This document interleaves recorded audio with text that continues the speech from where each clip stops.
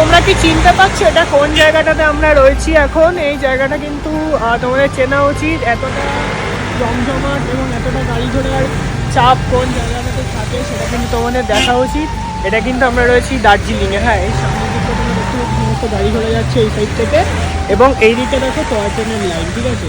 তো তোমরা আশা করি বুঝতে পারছি যে আমরা কোন জায়গাটাতে রয়েছি। এবং এই যে রাস্তাটাতেই কিন্তু সোজা গেলে দার্জিলিং, এই রাস্তাটা থেকে সোজা গেলে তা এই রাস্তা দিয়ে কিন্তু আমরা আজকে যাচ্ছি, কিন্তু আমরা দার্জিলিং যাচ্ছি না, আমরা একটা অন্য স্পটে যাচ্ছি, ঠিক আছে?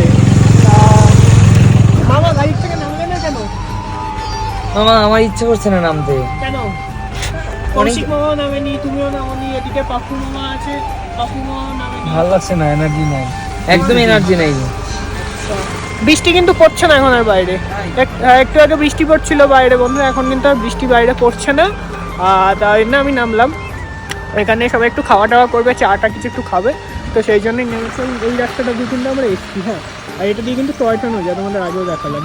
তো ওভারঅল তোমাদের কেমন লাগছে ভিউটা? ওভারঅল তোমাদের ভিউটা কেমন লাগে সেটা কিন্তু তোমরা কমেন্টে জানিও।